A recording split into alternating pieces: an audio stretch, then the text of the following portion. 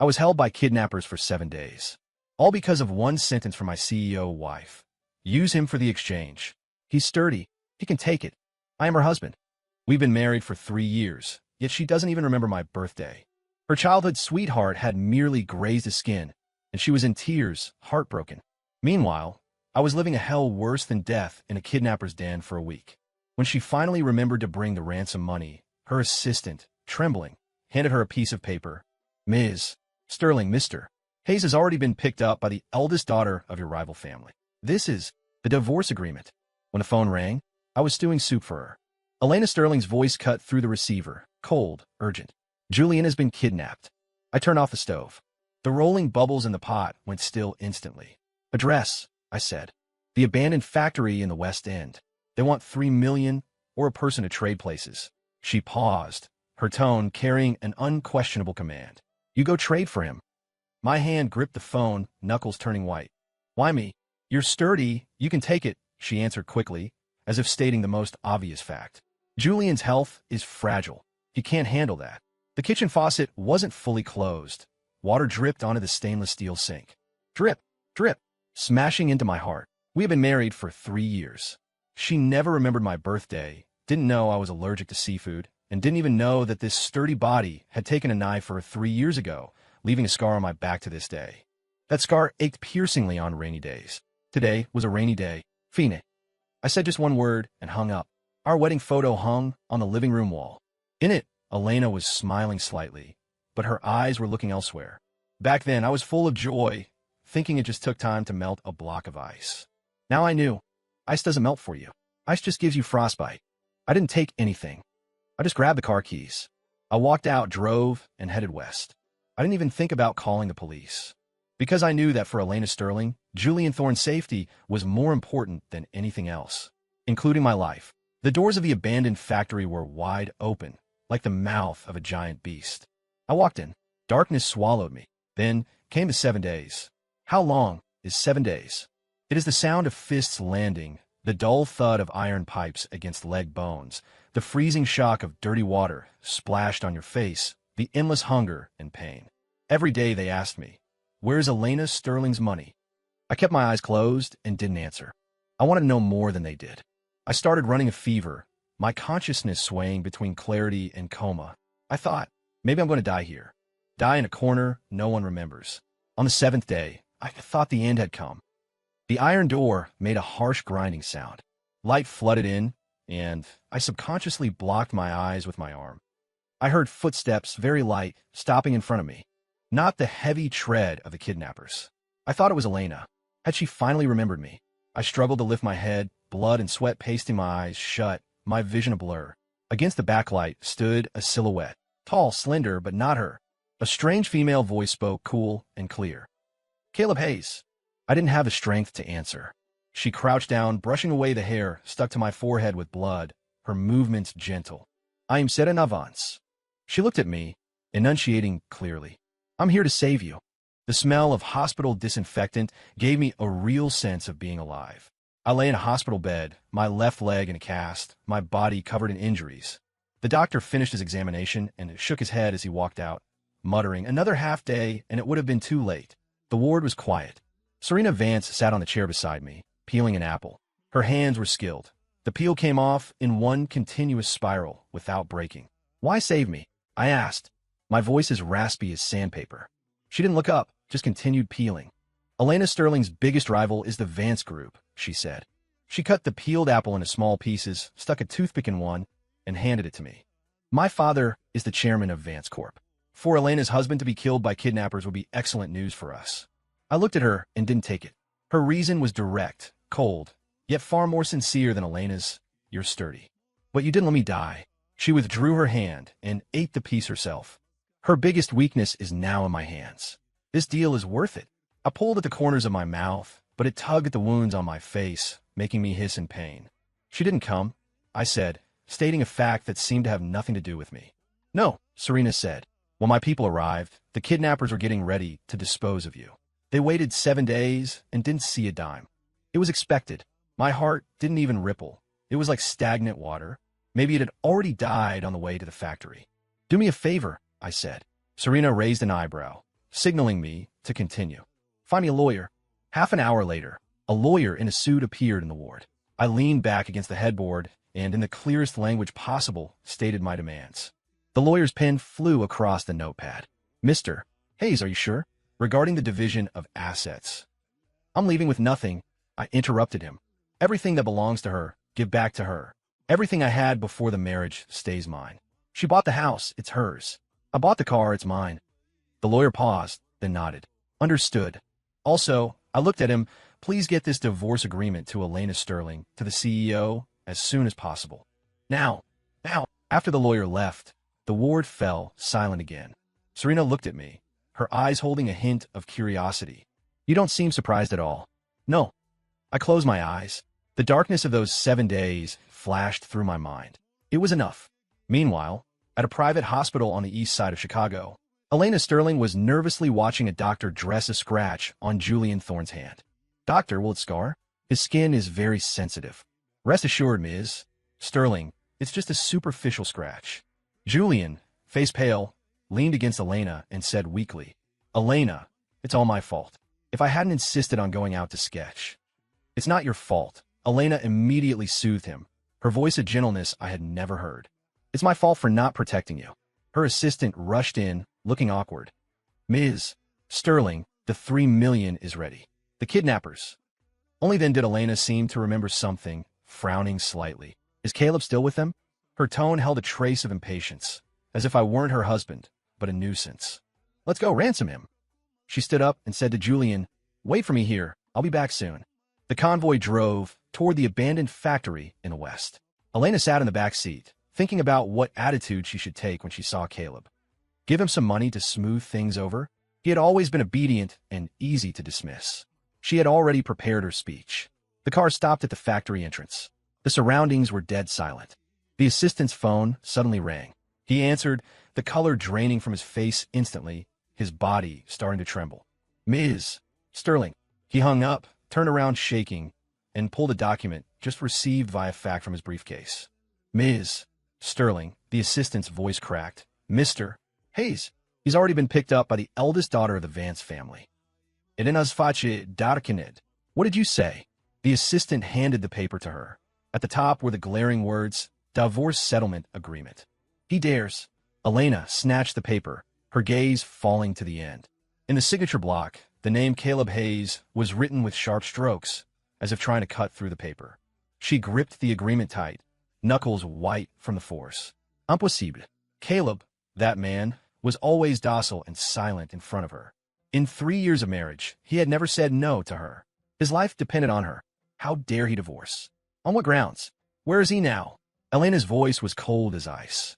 The assistant answered fearfully, It seems. He's at a private sanatorium owned by Serena Vance. Drive. Go there. She crumpled the divorce agreement into a ball and threw it hard at the assistant. A rage of being betrayed by her own possession burned away her reason. She was going to drag him back and ask clearly who gave him the guts. She dialed Caleb's phone. The number you have dialed is powered off. She dialed again. Still off. Elena sat in the car, her chest heaving violently. She remembered 3 years ago when she needed a husband with a simple background to deal with family pressure to marry and those suitors with ulterior motives. Caleb appeared. His background was ordinary, his personality dull, but he looked at her with a light she didn't understand. She chose him. She thought he would be like a handy tool, staying forever where he belonged. Now, the tool wanted to rebel against its master. Meanwhile, on my end, the hospital transfer was arranged. Serena was efficient. She found me a high-end recovery center with tight security and a quiet environment. Elena won't find this place, she said. Just focus on healing. I lay in the new hospital bed, looking at the green trees outside the window. Thank you. No need. Serena sat by the bed, looking at my leg. What do you plan to do next? Heal up, finish the divorce, and then start my own life, I said. What kind of life? I thought for a moment. Writing code. Before marrying Elena, I was a programmer. My skills were decent. After we married, she said she didn't like me staring at a computer all day, so I quit my job and became her full-time house husband. Now, I just want to reclaim what belongs to me, piece by piece. Serena looked at me with some surprise. A programmer? I thought you were. Thought I was what? A freeloader. She was blunt. I smiled and didn't refute it. For the past 3 years, in everyone's eyes, I certainly was. My phone, the old SIM card, along with that unbearable past, were all thrown into the hospital trash can by me. With a new number, my contacts list was empty. I suddenly felt incredibly light. That night, I started devising a plan. A plan for the future. Step 1, physical recovery. Step 2, cut ties with Elena legally and completely. Step 3, establish my own software studio. Although I hadn't worked for a few years, I hadn't lost my expertise, and my head was full of ideas. Step 4, I looked out the window at the flickering city neon. Elena's company's main business was a high-end luxury e-commerce platform. Her platform had an outdated technical architecture and terrible user experience, propped up entirely by brand prestige. And the core of this technical architecture was built by me for her 3 years ago. I knew all its virtues and all its fatal flaws. When Elena found the hospital, she came up empty. The ward was empty, the bed made neatly as if no one had ever stayed there. She demanded answers from the hospital like a madwoman, only to receive the reply: the patient discharged himself and transferred. Destination unknown. She used all her connections to investigate. An hour later, her assistant gave her an address. It was a top-tier private sanatorium owned by Serena Vance. Elena rushed to the sanatorium gate, only to be stopped by security. "Sorry, Ms. Sterling, you cannot enter without an appointment. Get out of my way. I want to see Caleb Hayes." For the first time, she lost her composure so publicly, and I, watching the monitor in my room, calmly observed the hysterical woman at the gate. The woman I had loved for 3 years. Now, looking at her, my heart held only indifference. My phone rang. It was Serena. "She's here. Do you want to see her?" "No," I said. "She won't leave." "Then let her wait outside." I finished speaking, hung up, opened my laptop, and started typing the first line of code.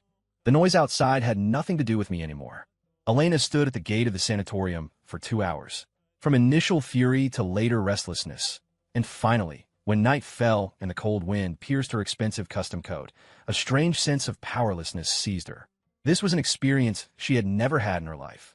She was used to controlling everything, used to everyone revolving around her will. Caleb was the most inconspicuous and obedient of her possessions. She never thought this possession would deliver the most humiliating blow in this way. The security guards were like a wall, impervious to threats or bribes. The answer was always that cold line: no appointment, no entry. She pulled strings, made countless calls, but the results chilled her heart. The backing of this sanatorium ran too deep. Her influence couldn't stir a ripple here.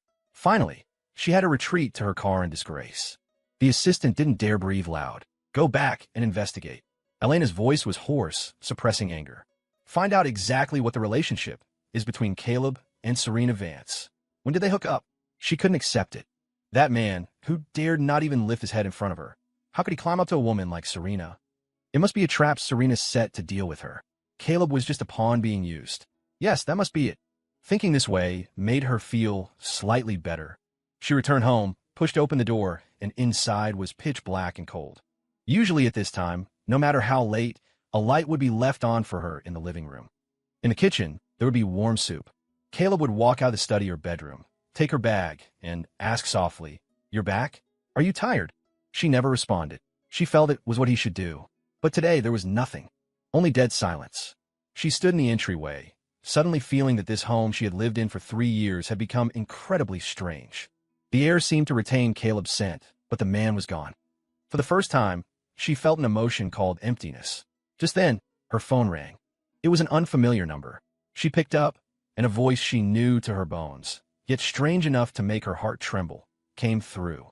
"Ms. Sterling." It was Caleb. He didn't call her Elena, but Ms. Sterling. The title was like a needle, pricking her heart numb. "Caleb," she immediately shouted sternly. "Have you caused enough trouble? Come back immediately." There was a moment of silence on the other end. Then my calm voice sounded again. "Is Ms. Sterling calling to agree to the divorce?" "Keep dreaming." Elena skringet. "Caleb, I tell you, as long as I don't sign, you will always be my husband. Don't even think about leaving me." "Is that so?" My voice held no emotion. "Then wait for the court summons. Also, a word of advice for Ms. Sterling. Instead of wasting time on me, you'd be better off checking your company's firewall. After all, it's 3-year-old tech. There must be quite a few loopholes." With that, I hung up directly and blocked the number. In the sanatorium room, I put down the phone Serena handed me and nodded to her. Thanks. Serena waved the phone. He seems to still have feelings for you. I smiled self-mockingly. That's not feelings. That's the anger of losing control over a possession.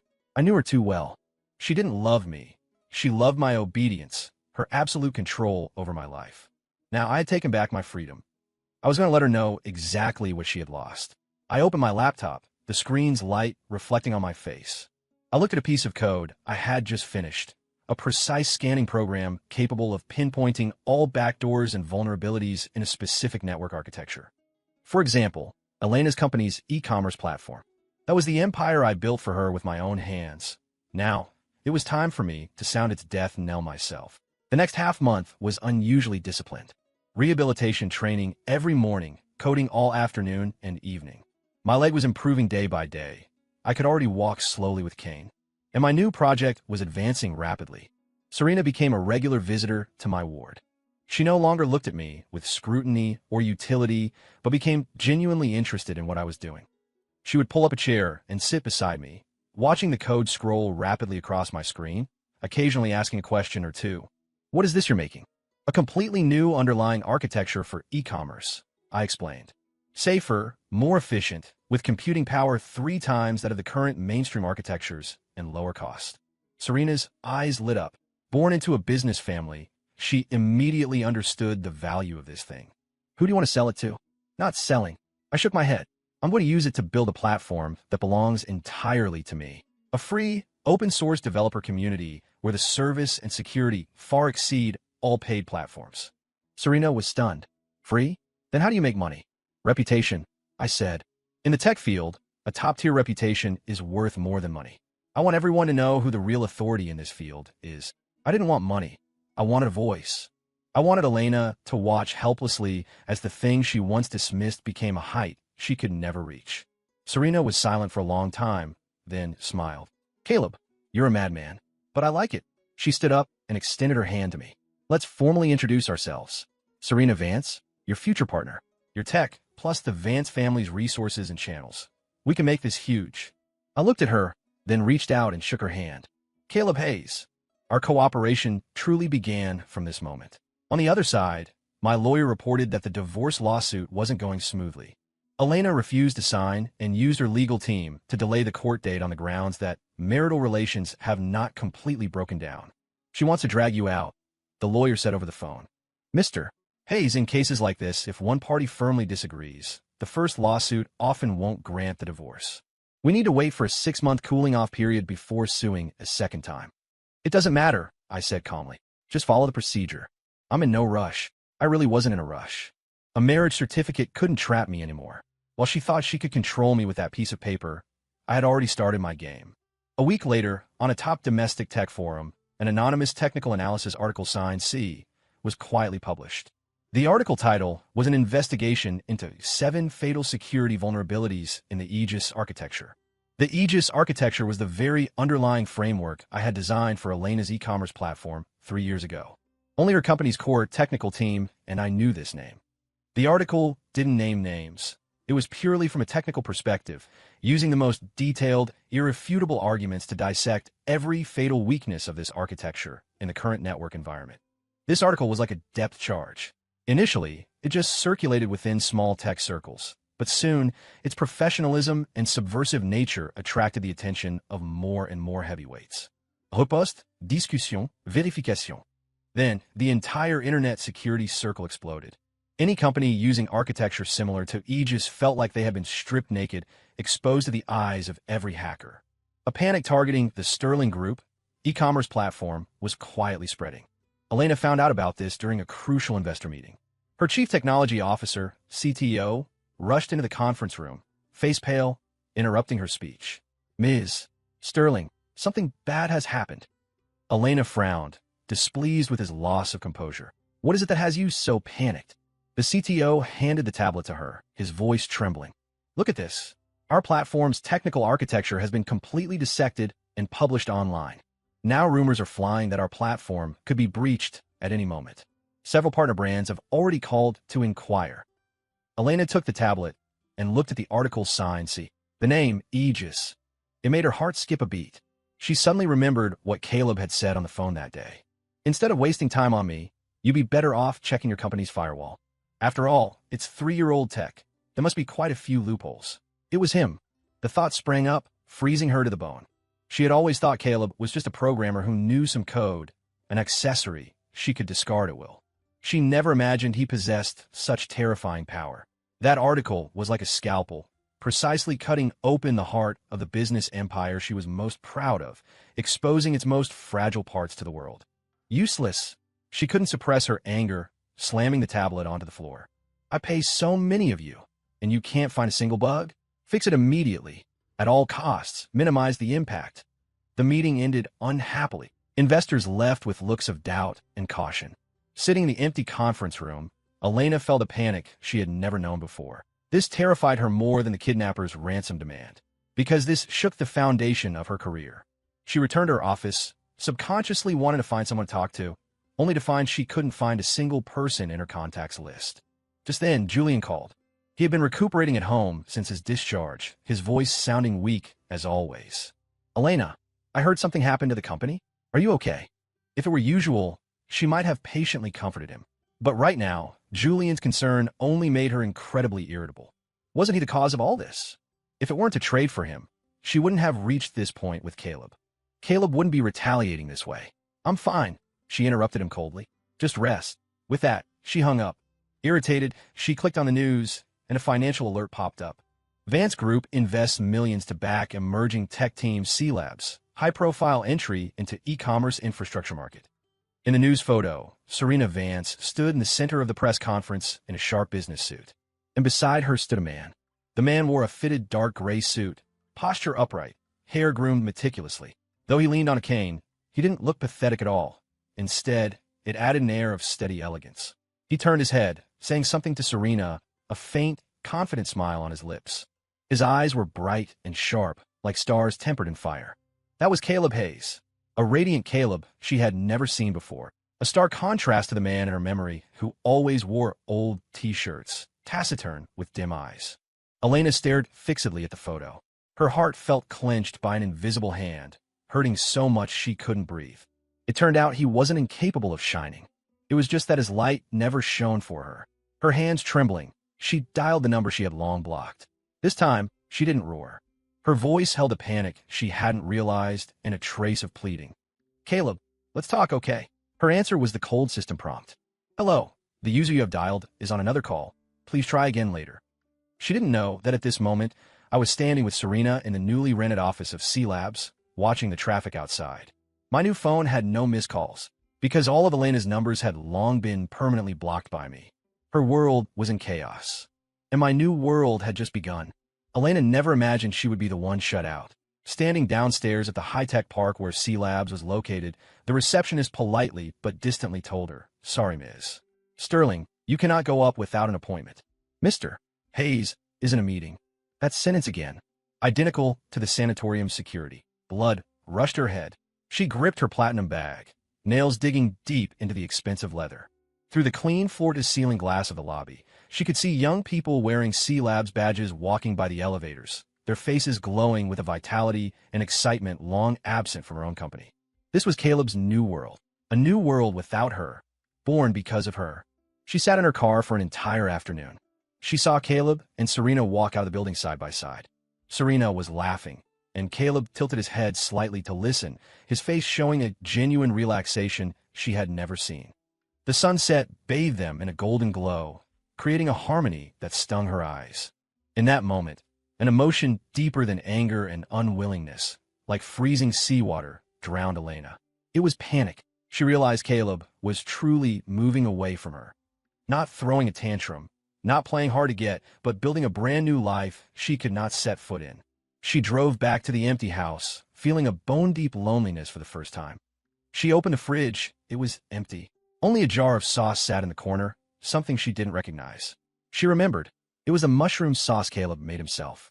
When she used to work late, he would use this sauce to mix a bowl of noodles for her. She never said it was good nor bad.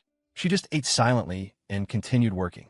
Now, that jar sat there quietly, like a silent mockery. The company situation was worse than she imagined. C's article spread like a virus, not just in tech circles, but even ordinary consumers knew about her platform's security risks. In just a few days, daily active users dropped by 30%, and several brands about to sign contracts urgently halted cooperation. The board had already called 2 emergency meetings, every word questioning her poor decision-making. Her father, the old chairman, called her, his tone harsher than ever. "Elena, I told you long ago, marriage isn't a game, and it certainly isn't a tool. You know how you treated Caleb. Now, you must personally invite him back. Otherwise, you clean up this mess yourself."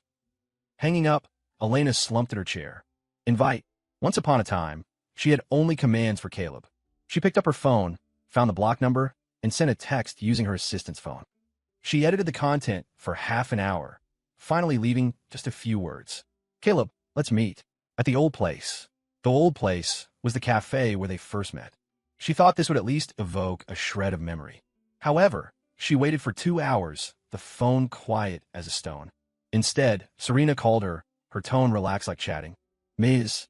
Sterling, instead of wasting time on my partner, you should worry about your stock price.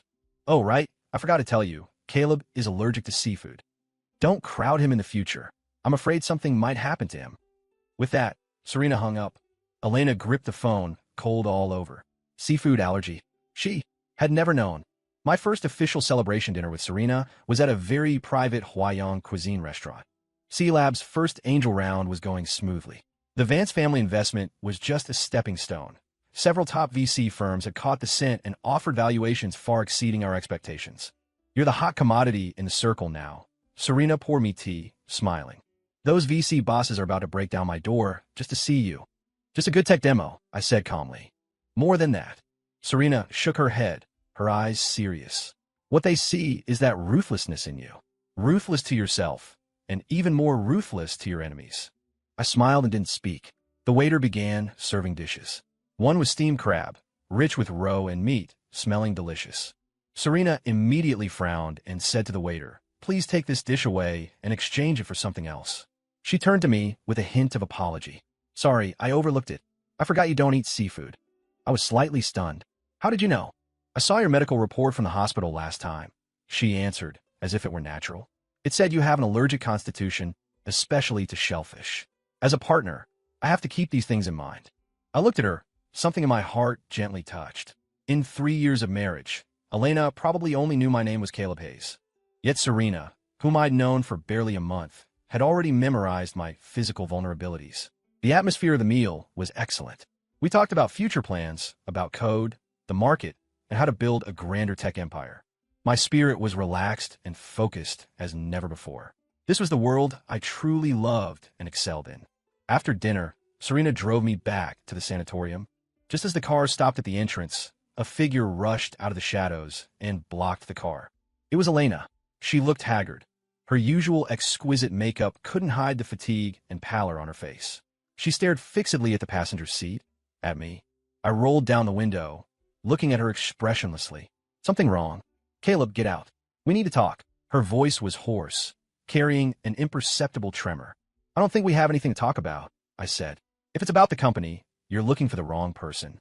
In business, may the best man win." "It's not about the company," she interrupted urgently. "It's about us. Caleb, what will it take for you to come back? You want money? I can give it to you. I'll give you 10% of my private shares. Is that enough?" I almost laughed out loud. Even now, she still thought everything could be measured by money. "Ms. Sterling." I leaned back in the seat, speaking faintly. "Do you think everyone treats feelings in marriage as a transaction like you do?" Choked by my words, her face turned even uglier. "Let me ask you, in those 7 days I was locked in the abandoned factory, what were you doing?" I looked in her eyes, asking word by word. "You were with your Julian, heartbroken over a tiny scratch on his hand. Did you ever think that at that moment, your husband was having his legs broken with an iron bar?" Elena's body swayed violently, her lips losing all color. I thought. You thought I was sturdy, that I could take it, right?" I finished a sentence I would never forget. "Elena, you didn't think, you just didn't care. In your heart, my life isn't worth a single hair on Julian's head. Now that your company's foundation is shaken, you remember me. You want to use money to buy back this useful tool to repair your empire. Too late." I rolled up the window, not sparing her another glance. "Drive," I told the driver. The car started slowly, bypassing the woman frozen in place, drained of all strength. In the rearview mirror, her figure grew smaller and smaller, finally turning into a blur, disappearing into the night. That was once my entire world. Now it was just irrelevant scenery on the side of the road. Elena didn't know how she got home. Every word Caleb said was like an ice-tempered knife, repeatedly slicing through her already tattered self-esteem. It turned out he knew everything. He wasn't ignorant. He just hadn't spoken before. He used silence to encompass all her selfishness and indifference, until she crushed that tolerance with her own hands. She walked into the dark living room, tripped over the coffee table, and fell. Pain shot through her knee where it hit the floor. Sitting awkwardly on the cold floor, tears poured out without warning. She cried, not because of the company crisis, not because of her father's scolding, but because of Caleb's too late. Those two words pronounced the death sentence on all her regret. The next day, the Sterling Group's stock opened at the limit down. When a wall is falling, everyone pushes. Negative news about the platform's security was everywhere. Several long-term cooperating evaluation agencies also released negative reports. Users fled en masse. Merchants can plan vitally. She scrambled to handle it all, only to find herself powerless. The tech team tried everything, but couldn't fix the underlying vulnerabilities pointed out by C. Because the core logic of the entire architecture was clear only to Caleb. Just as she was mentally and physically exhausted, Julian came to the company. He carried a thermos, wearing his usual gentle smile. Elena, seeing you so tired lately, I made you some soup. Drink it while it's hot. Before, Elena might have been moved, but now, seeing his unworldly appearance, she only felt irritation. The company is in such big trouble, and all you know is making soup? She snapped. Julian froze, looking at her hurt. I was just worried about your health. Worry, Elena snitted. If you were really worried, when I told you to go handle the Caleb situation, why didn't you stand up and say he's your husband too? If it weren't for you, would things have become like this today? She vented all her pent-up resentment on this man she once protected at all costs. Julian's face turned pale, lips trembling, unable to say a word. Seeing his fragility, the last shred of affection in Elena's heart wore away. She waved her hand as if shooing a fly. Go, I don't want to see you. After sending Julian away, she received a call from her lawyer. Ms. Sterling, Mr. Hayes' side has submitted new evidence. The lawyer's tone was unusually grave. It's all the work records of the technical development and maintenance he did for your company for free during the marriage. Our legal advisors have evaluated it.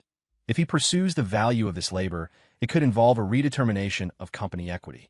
This is very unfavorable for us. Elena felt the world spin. Caleb was pulling the firewood from under the cauldron. Not only did he want a divorce, but he also wanted to take the share that belonged to him from the career she was most proud of. She was finally afraid.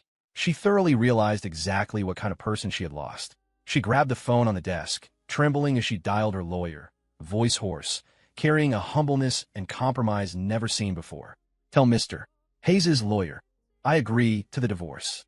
All conditions, exactly as he proposed. I only want to see him one last time. Meanwhile, I was standing in the brand new office of C Labs, looking out the window. Serena walked over and handed me a file. Good news. Europe's largest luxury e-commerce platform, Elysian, contacted us proactively, hoping we can help upgrade their entire line of technology. They were the client Elena wanted to land the most. I took the file and nodded. My phone vibrated, a message from my lawyer. Mr. Hayes, the other party has agreed to the uncontested divorce and waived all property disputes. She has only one request. She wants to see you one last time. I looked at the blue sky outside, silent for a moment. Then, I replied with one word. No. The divorce agreement was delivered via the lawyer's express courier. A few thin sheets of paper landed on my desk, yet they felt like they weighed a ton. On the last page, Elena's signature was flamboyant, carrying a trace of her usual lofty scrawl.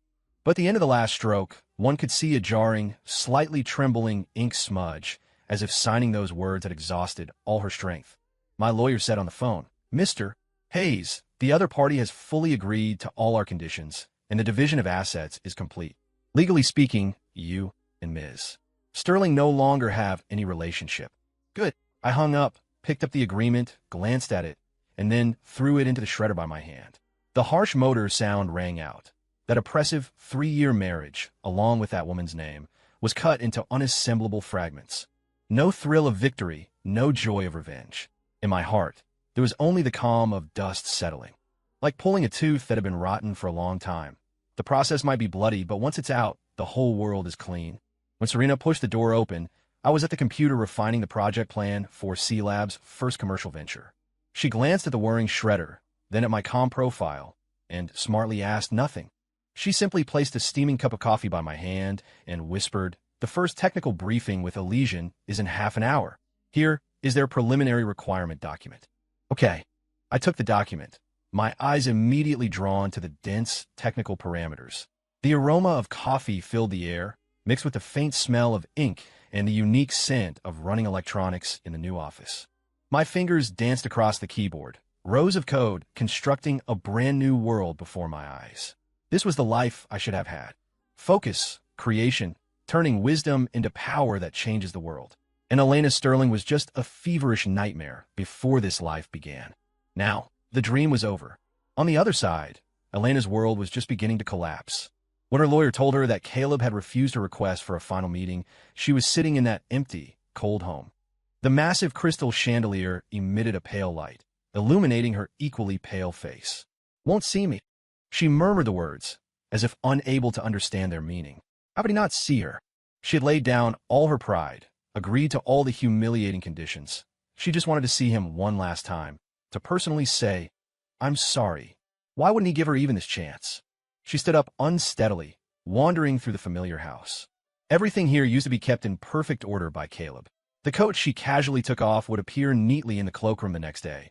If she wanted water at midnight, a cup of perfectly warm water was always on the bedside table. If she mentioned wanting to eat something, it would appear on the dining table the next day. She had always thought this was matter of course. Now, in this home, there was only cold furniture and dead air. She walked to the kitchen and opened the fridge. Empty. In the corner, she saw that jar of mushroom sauce Kayla made. She took it out, dug a little with a spoon, and put it in her mouth. Very fragrant, with a hint of spice, a familiar taste. For 3 years, she had eaten countless bowls of noodles he mixed with his sauce, yet she never asked how he made it, never told him it's good. She suddenly wanted to make a bowl of noodles herself. She found the noodles, boiled water, but was at a loss looking for seasoning. She didn't know where the salt was, didn't know how much soy sauce to use.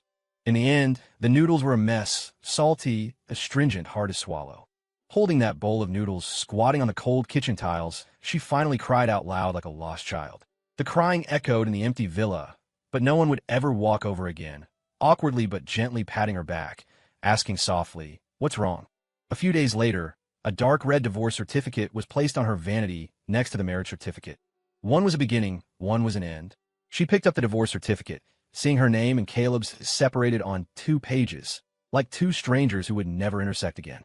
Her hands trembled, a severe pain of being completely stripped away, uprooted, almost suffocated her. She finally understood that she hadn't lost a husband, a nanny, or a tool. She had lost the only person in this world who loved her more than himself. And all of this was her own doing. Time is the best medicine and the sharpest carving knife. 6 months later, C Labs had leaped from a startup team to a top-tier tech lab, renowned domestically and across Asia. Our free, open-source Morningstar architecture swept through the developer community in just a few months due to its unparalleled security, efficiency, and ultra-low deployment cost, hailed as an epic-making initiative. Countless small and medium e-commerce platforms benefited, and we dragged the industry's technical standards up a level. Our cooperation with European luxury giant Elysian became a benchmark case in the industry. We not only rebuilt their underlying systems, but used AI algorithms to create a frighteningly precise user profiling system, boosting their online sales by 60% against the trend. C Labs became famous, and I walked from the shadows into the spotlight. At a world-class internet summit, as the keynote speaker, I delivered a speech titled "The Technological Singularity of the Next Decade." Wearing a suit Serena chose for me, I stood in the center of a venue holding thousands. Behind me, a massive LED screen flashing the starry logo of our Morningstar architecture. My leg was fully healed, my stride steady. I didn't use a script, just used a steady, clear voice to explain my tech philosophy and vision for the future to the world. Below sat the CEOs and founders of every nameable tech giant. In their eyes were shock, admiration, and contemplation.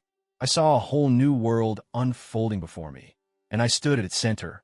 When the speech ended, the audience erupted in thunderous applause. I walked off stage. Serena was waiting for me, her eyes astonishingly bright, holding the light of the stars. "Caleb," She handed me a bottle of water, sighing sincerely. "You were born for this." I smiled, took a sip, and looked at the crowd still discussing heatedly. Yes, this was my battlefield. Meanwhile, the atmosphere at the Sterling Group headquarters was grim.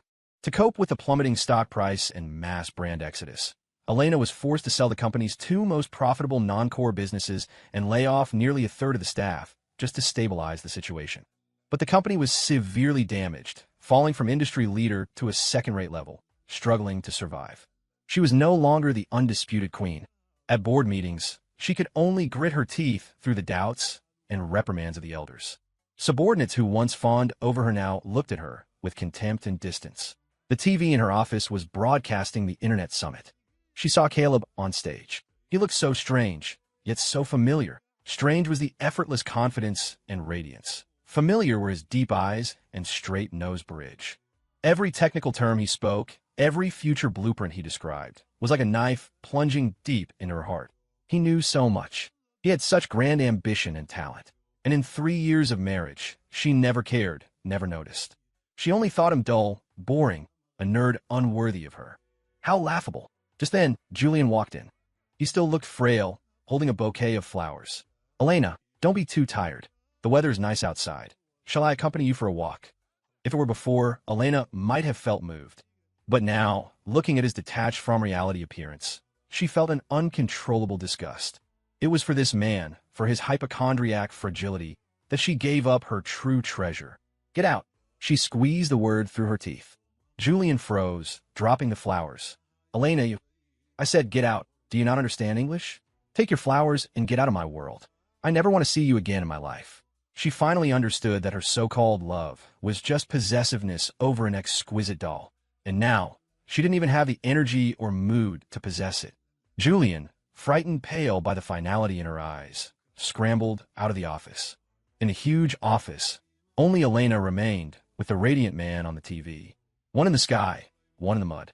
She slowly slid to the floor, weeping silently. She knew that between her world and Caleb's, there was now a chasm she could never cross in this lifetime.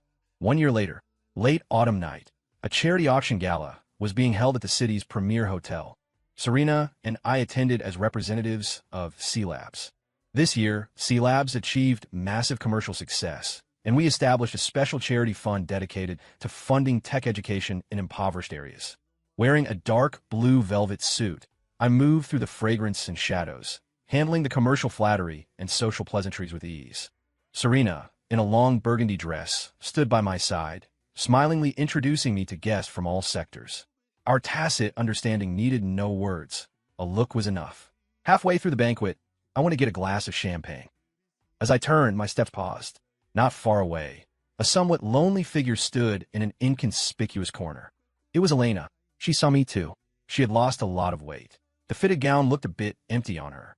She wore exquisite makeup, but couldn't hide the bone-deep haggardness and desolation. She was no longer the focus of the crowd. No assistant, no friends, just holding a glass alone, like an outsider who wandered in by mistake. I heard the Sterling Group had undergone a difficult restructuring and had been taken back by her father. She retained only a nominal directorship, completely fading from management. Our eyes met in the air. Time seemed to freeze. I thought I would see hate, resentment, unwillingness. But there was none. In those eyes that once brimmed with coldness and disdain, now only remained a sorrow too thick to dissolve, and a regret bordering on despair. And me? My heart was completely calm. No hate, no love, not even a trace of revenge's thrill. I was looking at a stranger, a passerby, with no connection in my life. The pain of those 3 years, the torture of that week, seemed to have turned into a black and white movie I had watched, the plot twisted but distant. I gave her a slight nod. It was the most distant, polite gesture, like a farewell, or like saying, everything is in the past. Then, I turned around and walked towards Serena without hesitation. Elena watched my retreating back, watched me walk naturally to Serena, watched Serena smile and adjust my bow tie, watched us whisper and laugh. The glass in her hand slipped and shattered. Red wine bloomed on the carpet like blood. But no one looked back, and no one cared. Serena noticed my distraction and asked softly, "What's wrong? See someone you know?" I shook my head, giving her a genuine smile. "No, just thought the lighting tonight is nice." She smiled too, eyes curving like crescents. The auction continued. One item was a star model made of discarded electronic components by children in the mountains, rough but full of imagination. The starting price wasn't high, but no one bid. I raised my paddle. After a few rounds, I won it. Serena asked, puzzled, "You like this?" "No." I looked at the model and said softly, "I want the child who made this to know that someone sees his dream." Serena looked at me, something in her eyes turning incredibly soft. The banquet ended, and we walked out of the hotel side by side. It was drizzling outside, very similar to the day I was rescued from that factory a year ago. A car stopped in front of us, the driver opening the door. I didn't get in immediately, but stopped, turned to look at Serena. Raindrops landed on her hair. The street lamp haloed her in soft light. "Serena." I looked seriously into her eyes. Tomorrow, let's go look at houses," I said. Serena paused slightly. Then immense surprise and joy burst from her eyes, startlingly bright. She didn't speak, just nodded vigorously, eyes slightly red. I reached out and gently held her hand. Her hand was warm. We got into the car together, driving smoothly into the rainy night. I didn't look back at the brightly lit hotel, nor did I think about the woman living in regret. My new world had already begun. Outside the window, the city neon flowed like a galaxy leading to the future. And this time, I was no longer alone. The house hunting was faster than I imagined. Serena didn't choose those gaudy, overly ostentatious mansions, but took me to a hillside villa area in the eastern suburbs. Far from the noise, shaded by trees, every unit enjoyed excellent privacy and wide views. We finally chose a modern glass villa. 3 sides were massive floor-to-ceiling windows. Standing in the living room, you could take in the distant city skyline and the nearby mountains and lakes. "I like it here." I stood on the second-floor terrace, feeling the fresh mountain breeze. "It's quiet." Serena hugged me gently from behind, chin on my shoulder, smiling. "I knew you'd like it. It's a 40-minute drive to the office, not too far, not too close." Most importantly, she pointed to a detached annex next to the villa that can be converted into your exclusive lab. "Soundproof it well, and even if you run servers sounding like jet engines, I won't hear it in the main house." My heart warmed. I turned and pulled her into my arms. "Thank you, Serena." "Thank me for what?" She looked up, my reflection in her eyes. "Thank me for respecting you as an independent person, not an accessory." "Caleb, that's what you deserved all along." I lowered my head and kissed her lips. This kiss held no lust, only fullness of warmth and gratitude. During 3 years with Elena, I lived in her cold, museum-like villa. All my personal items had to be placed in designated spots out of her sight. My professional books were deemed to ruin the decor and stuffed in the bottom cabinet of the study. My only high-spec computer was restricted to 2 hours a day because she claimed the radiation was high. She killed everything about me, yet thought it was for my own good, to help me integrate into high society. But Serena, she was thinking about how to build a world where I could run free. Who truly loved me? The answer was self-evident. On signing day, Serena and I sat side by side in the real estate VIP room. When I signed Serena Vance in the co-owner column of the purchase contract, her hand squeezed mine tightly under the table. I could feel the moisture and slight tremor in her palm. I squeezed back, giving her a reassuring smile. This paper signed with both our names was far heavier than that marriage certificate now turned to dust. That certificate was a shackle. This paper was a promise. Serena took over the renovation entirely. She understood lifestyle aesthetics better than I did and enjoyed the process of building our common home. I poured all my energy into work. The success of Morningstar was just the first step. My ambition went far beyond that. I wanted to build a completely new, decentralized data ecosystem based on blockchain technology. In this system, every user's data would truly belong to them, not be arbitrarily harvested by platforms. It was a crazy idea capable of overturning existing internet business models. When I told Serena this idea, she just listened quietly. Afterward, she was silent for a long time, then looked at me, eyes burning with a flame hotter than mine. "Caleb, if you can realize this idea, you will change the world." She said, "Go for it. Don't worry about money. Even if I bet the entire Vance family, I support you." I looked at her, heart surging. A scholar dies for his soulmate. It must be this feeling. 3 months later, our new home was finished. Move-in day was a sunny weekend. We didn't hire movers because I had almost no personal belongings. All furniture, appliances, daily items were handpicked by Serena. I only brought 1 box containing all my tech notes from over the years and a few clothes. Standing in this spacious, bright living room full of life, watching Serena flit like a happy butterfly between the kitchen and living room preparing our first dinner. An emotion called happiness genuinely and warmly surrounded me. "Caleb, come taste my cooking." She held a plate of stir-fried eggs with tomatoes that didn't look great, shouting excitedly. I walked over, picked up chopsticks, and tasted. The flavor was indescribable. She looked at me nervously. "How is it?" "Good." I looked at the dab of tomato sauce on her face, at her expectant eyes, and smiled. I put down the chopsticks, pulled a tissue, and gently wiped the sauce from her face. "It's terrible," I said. Her face fell immediately, like a child who did something wrong. But I pulled her into my arms, whispering in her ear, "From now on, I'll do the cooking in our house." She froze, then nodded vigorously in my arms, laughing. That night, we didn't turn on the lights. Moonlight spilled through the huge windows, frosting the floor in silver. We lay on the sofa hugging, chatting from work to life, from past to future. I had never been so relaxed and content.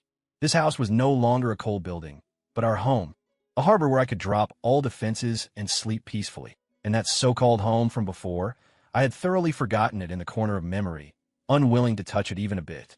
My life with Serena quickly got on track. I managed the external, responsible for C-Lab's R&D and strategy. She managed the internal, keeping our home organized while using her business acumen to handle all tedious business cooperation and capital docking. We were lovers and the most tacit comrades. On weekends, we acted like a normal couple, movies, art galleries, or just staying in a home theater all day. I never thought life could be so cozy and full. One afternoon, Serena dragged me to a new designer furniture store to pick decorations for my lab. I knew nothing about this, following her, watching her excitedly discuss with the sales clerk whether a potted plant had breathing sense. Just as I was boringly checking my phone, a sharp, familiar voice, like a poisonous thorn, pierced my ear without warning. "Caleb." I looked up and saw the person I least wanted to see again. Julian Thorne. He stood not far away, looking incredulous. He had changed a lot. The man who used to wear clean white shirts, radiating an unworldly artistic aura, now looked wretched. His hair was greasy, eyes sunken, beard stubbly, expensive cashmere coat stained with unknown spots, radiating an aura of decadence and destitution. Elena wasn't with him. Seeing me, he was first shocked, then a complex mix of jealousy, resentment, and humiliation flashed across his face. His gaze fell on me, from my tailored suit to the Patek Philippe Serena gave me, finally settling on Serena, who was looking back at me. Serena's beauty and elegance were things the Ice Mountain CEO, Elena, didn't possess. She was like a warm, bright flame. Just standing there was enough to attract everyone's gaze. This stark contrast clearly stung Julian deeply. "It really is you." He staggered toward me, eyes carrying a hint of madness. "You're very proud now, aren't you? You ruined Elena so badly. Are you proud now?" Serena frowned, walking quickly to my side, looking at Julian unkindly. I patted her hand gently, signaling her to relax. Then I looked at Julian, eyes as calm as if looking at a totally unrelated stranger. "Sir, you have the wrong person." My voice wasn't loud, but clearly reached his ears. He froze, as if not expecting this reaction. "You? What did you say? You don't know me?" "Caleb, stop pretending. If it weren't for you, how would Elena be like this today? It's all your fault." He screamed excitedly, causing people around to look sideways. Security. I didn't pay him any more attention, just took out my phone to call mall security. My indifference was more crushing to him than any heated words. "What gives you the right to treat me like this?" He suddenly rushed forward, trying to grab my collar. "You ruined her, and you ruined me. You despicable villain." I didn't even move. A figure blocked him faster than me. It was Serena.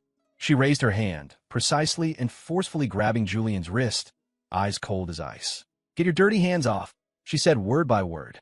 "I don't care who you are. Touch him again, and I guarantee you will completely disappear from the city." Serena's aura of authority instantly subdued the frantic Julian. He looked at Serena, then me, the madness in his eyes fading, replaced by bone-deep fear and despair. He finally understood that the Caleb before him was no longer the wimp they could bully. The height he stood at now was something he and Elena combined couldn't reach. Mall security arrived. Julian was dragged away, still incoherently cursing. I took Serena's hand and turned to leave, too lazy to give him another look. "You okay?" Back in the car, Serena looked at me worriedly. "That lunatic didn't scare you?" I shook my head, pulling her hand to my lips for a kiss. "I'm fine. Just thought it was noisy." "Yes, noisy. like a fly buzzing in the ear. Annoying, nothing more. You seem to not hate him at all. Serena looked at me thoughtfully. Why hate? I smiled, starting the car. Hating someone takes energy and requires keeping them in your heart. Serena, my heart is small. Holding you and our future fills it up. No room left for irrelevant trash.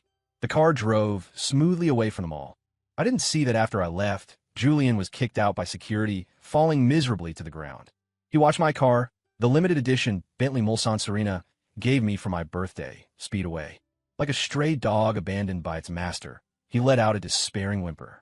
Elena saw this scene on the evening financial news. Someone had filmed the conflict, edited it into gossip news. C-Lab's founder Caleb Hayes in intense clash with unidentified man. Elena watched the video of the wretched man being dragged away and instantly recognized Julian. In the corner of the video, Caleb was carefully shielded by Serena, his face rippling with nothing. She turned off the TV, picked up her phone to call Julian. But halfway through dialing, she put it down. What could she say? Comfort him? Blame him? She suddenly felt incredibly tired. This mess created by her own hands was like an invisible net trapping her.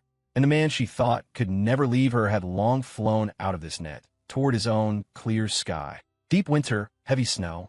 The Sterling Group held its last board meeting of the year.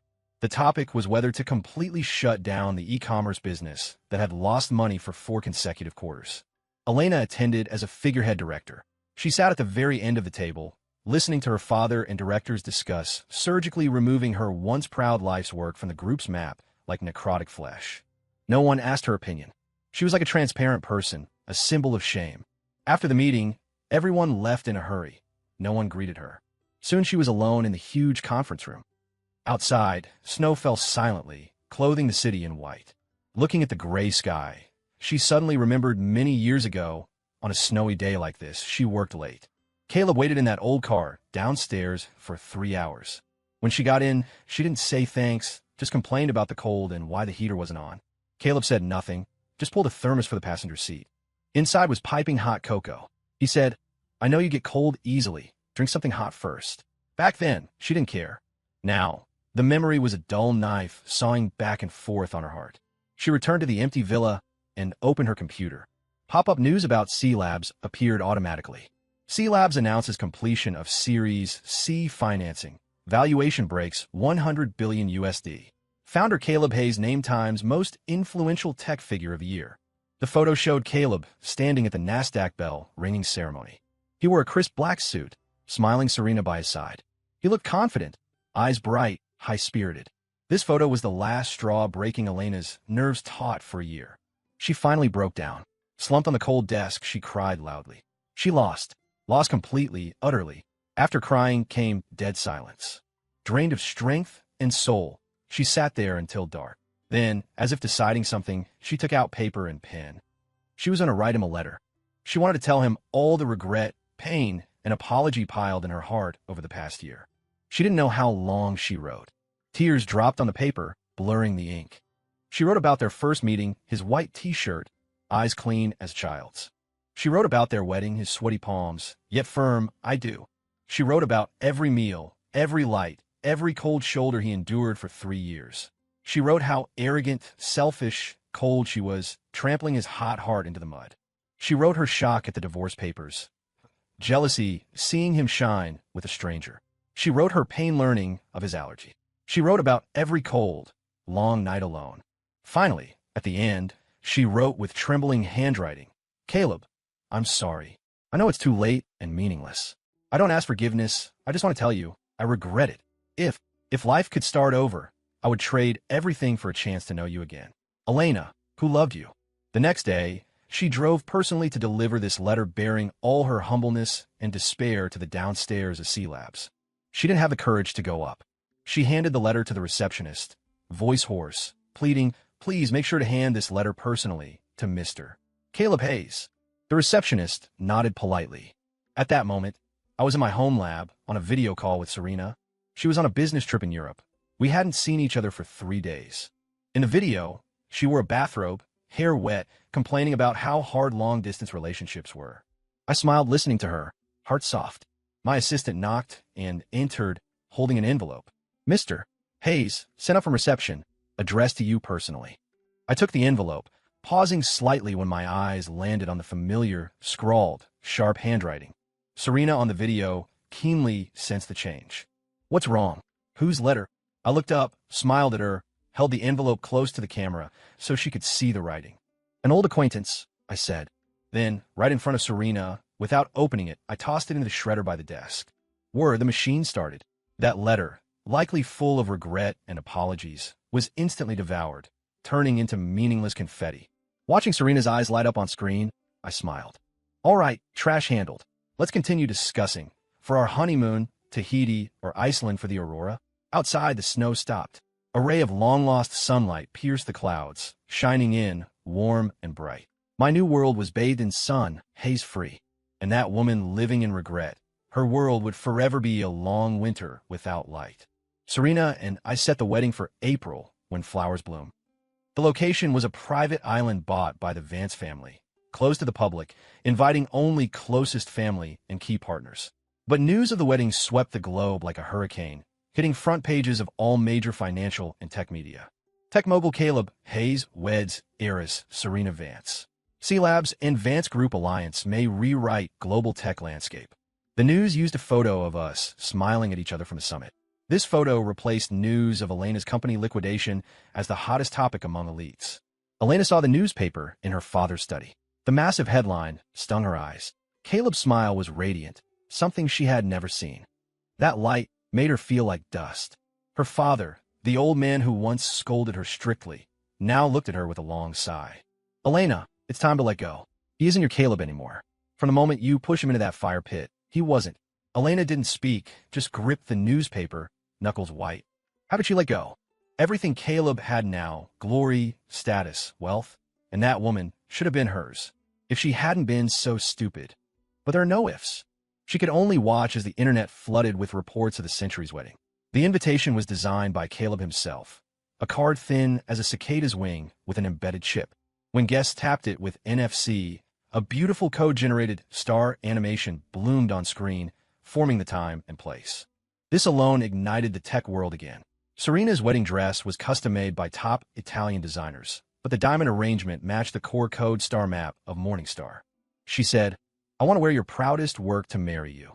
Everything about the wedding was stamped with us, full of love and respect. Elena could only watch bit by bit through a cold screen, like a movie stinging every nerve. The night before the wedding, she dreamed. She dreamed of their wedding 3 years ago. A pure business union, no friends, no blessings, just lawyers. She wore a business suit, never smiling. Caleb wore a rented suit, standing nervously. When asked if she was willing, she was silent for a long time, until Caleb paled. Finally, she gave a cold "N." She remembered the hurt flashing in Caleb's eyes. But she didn't care. Now, waking up in an empty room alone, she understood what treasure she had thrown away. Wedding day, the island was sunny, breeze gentle. Serena and I stood under the floral arch, exchanging rings. Looking into her eyes, I made my vow. Serena, you were the only light that shone into my deepest darkness. You found me, saved me, completed me. From now on, my life, my talent, my everything shines only for you. You are my morning star. Serena's eyes reddened. She smiled through tears. They say I'm a successful investor. Caleb, investing in you is the most successful, happy deal of my life. I invest my life in you. No hedging, no exit clause only. I love you. Applause thundered. I held her, kissing her deeply amidst blessings. Thousands of miles away, Elena watched the live stream. Seeing us kiss, her heart felt crushed by a giant hand. She couldn't breathe, blacked out, and lost consciousness. The reception was on the open-air lawn. Guests toasted, laughing. A jazz band played. Serena and I changed in a lighter formal wear, weaving through the crowd. Mr. Hayes, Mrs. Hayes, congratulations. A match made in heaven. Caleb, happy wedding. We fully support C-Labs' next project. I responded with a smile, at ease. Serena held my arm, glowing with happiness. As we talked to a Silicon Valley investor, a waiter passed by head down. Brushing past, he stumbled, and the champagne on his tray flew straight at Serena's dress. I reacted fast, pulling Serena behind me, blocking the liquid with my back. Cold wine soaked my jacket. Sorry, Mr. Hayes. The waiter turned pale, bowing profusely. Serena checked me nervously. Caleb, you okay? Did it burn? I'm fine, just wine. I patted her hand, then looked at the panicked waiter. My gaze was calm, but piercing. Under my stare, he trembled, eyes shifting. I realized instantly this wasn't an accident. Who told you to do this? The waiter dropped to his knees, pointing to the shadows of the palm trees. It was her, Ms. Sterling. She said if I splashed wine on Mrs. Hayes, it made her look bad. She'd give me $1,000,000. Everyone looked. In the shadows stood a woman in a black dress. Thin, pale in the moonlight. It was Elena Sterling. She must have paid a fortune to sneak onto the island. Guests' gazes focused on her like searchlights, contempt, shock, amusement. Elena froze, exposed, looking like a drowned dog stripped of fur. She hadn't expected to be exposed so disgracefully. She wanted to flee but couldn't move. Serena's face went cold. Someone pulling such a dirty trick at her wedding was a provocation to the Vance family. She was about to explode, but I held her hand, shaking my head. I took off the soaked jacket, handed it to a waiter, and walked step by step toward Elena. My pace was steady. Every step stepped on Elena's heart. She watched me approach, watched my handsome face devoid of warmth, and started shaking uncontrollably. Fear, shame, and a shred of humble expectation she hadn't even realized intertwined in her heart. What did she expect? That I would care for her dignity like before? Pull her aside and handle it quietly? I stopped in front of her. 3 steps between us. A once intimate distance, now a chasm.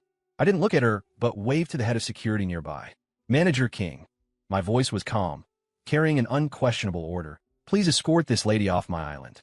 I used please, but the ice and expulsion in the tone were clear to everyone. I didn't even say her name. Elena Sterling. I was too lazy to speak those 2 words. Caleb. Elena looked at me, lips trembling, emitting a mosquito-weak sound. I didn't mean to. I just wanted to see you. Still using such laughable lies. I finally looked at her the first time tonight. No anger, no disgust, only pure, thorough indifference. Like looking at a stone, a meaningless dead object. Ms. Sterling. I spoke, voice not loud, but audible to all. First, I have no relationship with you. My wedding does not welcome you. Second, today is my wife Serena's most important day. You try to hurt her, the Vance family will settle this account. Third, I leaned in, whispering so only we 2 could hear like a sentence. Stop disgusting me with your pitiful tricks. I know what kind of person you are better than anyone. Your regret is only because you lost a useful tool, not because you love me. I straightened up, not looking at her again. 2 large security guards walked up, grabbing Elena's arms. No, Caleb, you can't do this. Listen to me. Elena finally broke, struggling violently like a madwoman. I really know I was wrong. I love you. Caleb, I love you. This, I love you, arriving 4 years late, sounded incredibly ironic and cheap here. I didn't look back. I raised my hand to the band, signaling to continue. Jazz played again, as if the farce never happened. Guests toasted again, shifting eyes away from the pathetic woman. Ignoring is the highest level of contempt. Elena's cries were dragged further away, swallowed by waves and music. I walked back to Serena, picked up a fresh champagne, handed it to her, smiling gently. Sorry, let a fly disturb our evening. Serena looked at me, worry fading into heartache and love. She didn't speak, just hugged me tight. Under everyone's gaze, she kissed me. Caleb, she said, thank you, and welcome to my world. My world, a world open and bright, where I never have to pay for anyone's mistakes or stupidity again. Elena was thrown onto a speedboat. Like garbage, the boat sped away from the brilliant island without looking back. Cold wind and salt spray slapped her face. Curled on the deck, soaked and shivering, she felt the cold in her heart far exceeded the body. Caleb's final look was an ice pick shattering her last illusion. Indifference. He didn't hate her, meaning she wasn't worth remembering as an opponent. He didn't love her, meaning those 3 years left no trace. In Caleb's world, Elena Sterling had zeroed out. The speedboat rose and fell on the dark sea. The island became a blur, vanishing. Like her life, falling from brilliance to infinite darkness. She remembered a year ago, sitting in the car watching Caleb and Serena leave. Then it was unwillingness. Now only despair. The kind where you don't even have strength to cry. She finally understood. Caleb wasn't taking revenge. He was just living his life. A life with stars and sea, and she was just a clod of mud he stepped on before reaching them. He didn't even look back to see if he crushed it. He just wiped his shoe and walked on. When the boat docked, it was dawn. Elena walked off like a ghost. Her father's men waited. Bodyguards looked at her with disdain, but approached professionally. Miss, the chairman wants you back. Back. Where could she go? Back to the Sterling estate. Her father sat in the living room, awake all night. Seeing her ghost-like state, he felt no pity, only anger. Slap. A loud slap landed on her face. How long will you shame the family? The old man shook with rage. How did I birth such a stupid, shameless daughter? Because of your stunt last night? All the partners we were talking to canceled this morning. They say the Sterling family has no morals. Elena covered her burning face, listening numbly. From today, you stay home. Nowhere else. The old man pointed at her. I'll announce you need long-term rest for mental health. Your brother will take the company. You stay put until you die. This was a life sentence. Elena looked at her father, seeing only cold rejection. Her life was over. Thousands of miles away, morning sun poured into our room. I opened my eyes to see Serena sleeping quietly in my arms. Last night's farce didn't affect us. I kissed her forehead. She woke, nuzzling into me like a kitten. Good morning, Mr. Hayes. Good morning, Mrs. Hayes. We smiled. Outside, blue sea, blue sky. Our new chapter formally began on this perfect morning. As for the woman left in darkness, who was she? We had long forgotten. Time heals all, washes all. 2 years passed. The world changed. C Labs launched the Singularity global public chain under my ecosystem vision. Secure, efficient, practically zero cost, it overturned the traditional data industry, opening the Web 3.0 era. I was no longer just a businessman, but the godfather of this new era. My name was etched in history. My bond with Serena deepened. Our son, Leo, was a year and a half old, smart and lively. Serena gradually stepped back from Vance Group affairs, focusing on family and charity. She wasn't just the Iron Lady of business anymore, but a gentle, wise wife and mother. But only I knew that her resilience and vision were the solid shield supporting me all the way. Today was C Lab's 5th anniversary and the Singularity Developer Conference. The venue was the National Convention Center, packed with thousands. As the opening speaker, I looked at the expectant faces. 5 years ago, I was a discarded pawn in a factory. 5 years later, I influenced the world's future. My speech didn't look back, but painted the future, a world where everyone owns their data sovereignty. Applause thundered. I went backstage. Serena waited with Leo. Dada. Yay. The toddler clapped. I laughed, lifting him high. Serena handed me warm water, adjusting my collar. The warm picture was captured by reporters, spreading online. The tech godfather's soft side. This photo reached a person forgotten by the world via a sanatorium TV. Elena Sterling. 2 years here ground away her pride. She was a haggard patient. The wedding scandal ruined her. The family locked her here, claiming depression. Isolated, yet with TV, she watched the outside world, especially Caleb's world, become magnificent. She watched him, his wife, their child. Happiness she once could touch, but pushed away. Her heart was numb. Only a hollow regret remained, like a black hole. A nurse came. Ms. Sterling, medicine time. Elena stared at the TV. The nurse sighed, left the meds, and walked away. The TV switched to local news. A man in prison garb cried in court, sentenced to 10 years for fraud and assault. It was Julian Thorne. After losing Elena, he couldn't survive. He scammed to maintain luxury, hurt someone, and ended up in jail. His life, like hers, was ruined. Seeing Julian's regretful face, Elena laughed. A dry, hoarse laugh like a night owl. She grabbed the pills, shoved them all in her mouth, and down the water. Laughing, tears flowed. She was wrong. From the start, she mistook a fish eye for a pearl, and a pearl for mud. Now the fish eye broke, and the pearl shone in another's hand. Her world was only darkness.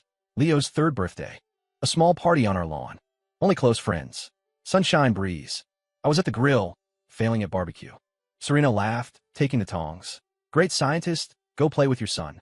I'll handle this. I kissed her cheek and obeyed. Leo played with a robot I built him.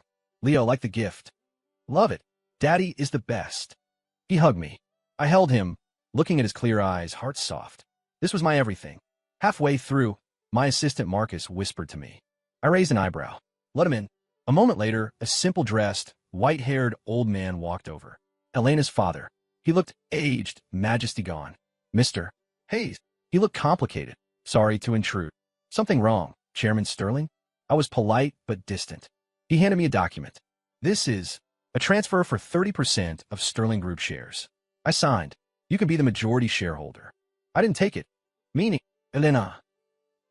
The old man's eyes reddened. She's dying. Late-stage cancer found last month. Doctor says. Maybe a month left. Serena and I were surprised. Her only wish before coma was to give you her shares. She says she owes you. Mr. Hayes, I know we wronged you. I don't ask forgiveness, just, please see her one last time? As pity, I was silent. Honestly, her life or death stirred no ripple. I looked at Serena. She held my hand, shaking her head gently. Eyes pained for me. She didn't want the past to disturb me. I squeezed her hand, reassuring her. Then I looked at the old man. Chairman, I won't take the shares. Sterling is yours. As for seeing her, I paused. I'll go. The old man froze, then looked grateful. But I continued. Not for her, not for pity. I just want to make a final cut with a past that entangled me long enough. 3 days later, I went to the mountain sanatorium alone. In the ICU, I saw Elena. Skin and bones, ventilator tubes. The proud CEO was a withered husk. She seemed awake. Seeing me, her finger moved, tears flowing from cloudy eyes. I walked to the bed, looking down. Dead silence. After a long while, I spoke faintly. Elena, you know. On the 7th day in that factory, I thought I was dying. I didn't hate you then. I just wondered if I died, would you be a little sad? She cried harder, body twitching. Later, Serena saved me. I built a life. I realized wondering if you'd be sad was meaningless. Because whether you are sad or not has nothing to do with me. I came today not to accept an apology, nor to see your misery. I just want to tell you one thing. I looked into her regretful eyes, speaking clearly. From the moment you sent me to be a hostage for Julian, I, Caleb Hayes, stopped loving you. Never forgave because I stopped caring long ago. I turned and walked out without looking back. As I closed the door, I heard the heart monitor behind me scream a sharp, urgent tone, finally flatlining. I didn't stop, walking straight out. Outside, sun brilliant, sky blue. Serena's car waited. Seeing me, she hugged me. All done. Amen, all done. I buried my head in her neck, inhaling deeply. Smell of sun, grass, home. My life had turned a new page. As for that dark, painful past, let it vanish completely with that woman's departure. Story complete.